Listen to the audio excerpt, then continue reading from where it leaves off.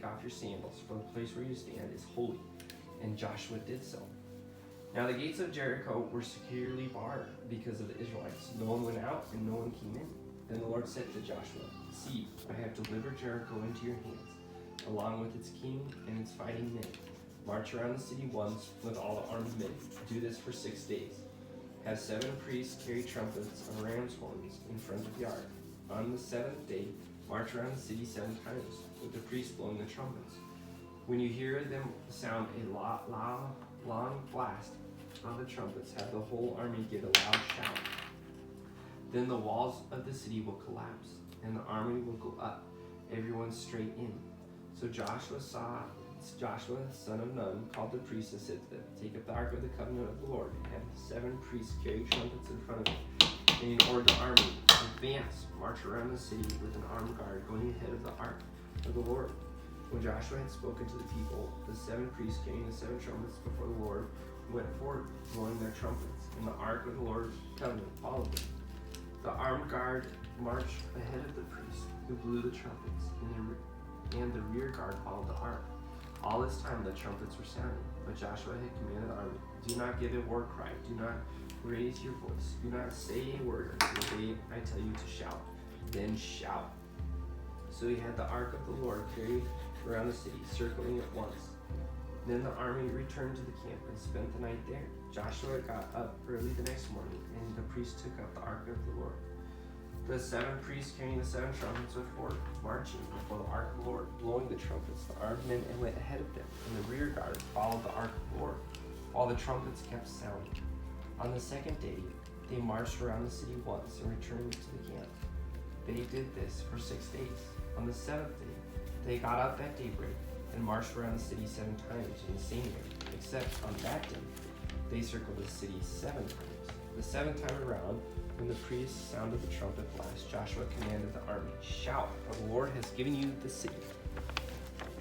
The city and all that is in it are to be devoted to the Lord. Only Rahab the prostitute and all who are with her and her house shall be spared, because she hid the spies we sent. And keep away from the devoted things, so that you will not bring about your own destruction by taking any of them. Otherwise, you'll make the camp of Israel liable to destruction and bring trouble on it." All right, now we are going to read the next story of Joshua. What did you guys hear in the Bible that Dad wrote? What's the matter? It's Okay. What did you guys hear Dad read? Joshua. What story was Dad reading? Joshua. Oh, it's a story about Joshua. Was it this one? No. Was it this story? What story is that? Joshua. And the story of... What's the city? Jericho. Yeah, and what happened to Jericho?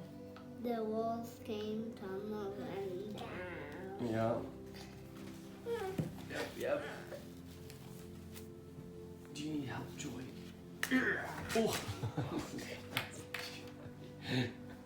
She was pulling. All right. There's one other story we're gonna read about Joshua. And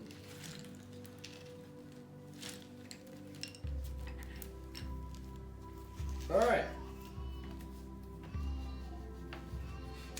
Okay. All right. After an all-night march from Gilgal, Joshua took them by surprise. The Lord threw them into confusion before Israel, so Joshua and the Israelites defeated them completely at Gibeon. No. Yeah, you do have to watch it. Yeah, I gotta watch it. You're cute, Joy. Yeah, so. No, not right now. We're gonna talk about this story. Why Dad drew this picture. All right. Israel pursued them along the road until Beth Horon and cut them down all the way to Azekah and Makkedah. as they fled before Israel on the road from Beth Horon to Azekah, the Lord hurled large hailstones down on them, and more of them died from the hail than were killed by the swords of the Israelites. On the day the Lord gave the Amorites to Israel, Joshua said to the Lord in the presence of Israel, Sun, stand still over Gibeon, and you, moon, over the valley of Aijalon. So the sun stood still, and the moon stopped, till the nation avenged itself on its enemies. As it is written in the book of Joshua, the sun stopped in the middle of the sky and delayed going down about a full day. There has never been a day like it before or since, a day when the Lord listened to a human being. Surely the Lord will fight for Israel. Jeremiah has a question. What's your question? Did one of the soldiers, did some of the soldiers die? Well, I'm sure some of the soldiers died. Like, see in this picture, see how there's soldiers back behind Joshua, and Joshua's leading them with his shield there and his spear. See how he's leading them?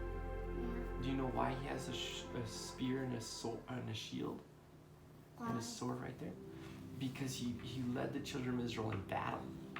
See, Moses gave the children of Israel the law, but Joshua led them in battle, and he took them into the promised land.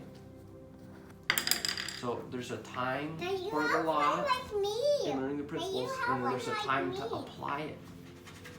So, but you'll learn more about it. Like, I wonder if there's another story in here too.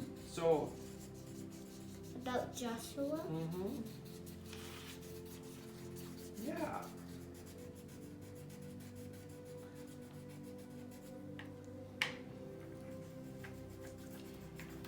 Yeah.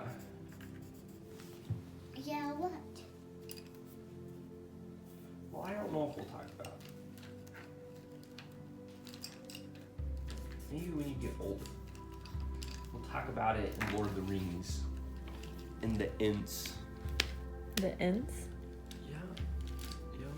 Because there's a story in Joshua here that it talks about that the forest killed more that day than the children of Israel. The forest? Yep. What did?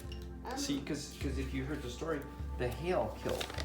And then as they fled before the Israel on the road down from Beth Horon to Azekah, the Lord hurled large hailstones down on them, and more of them died from the hailstones than were killed by the swords of the Israelites. Because we always think, so it's so interesting. So you come back here to Joshua here, and I'm not drawing mine. And right here, so you read this right here. So he looked up and saw a man standing in front of him with a drawn sword in his hand. Joshua went up to him. Are you for us or our enemies? Neither, he replied. But as commander of the Lord's, or commander of the army of the Lord, I have now come. So I don't know. Most of the time we think of the Lord's army as this. It's an angel with a sword. But what if it's just as often the hail? Or, I'll have to find here.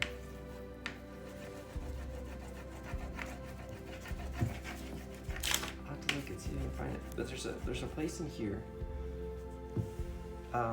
where it says that more were killed in the forest than Man by the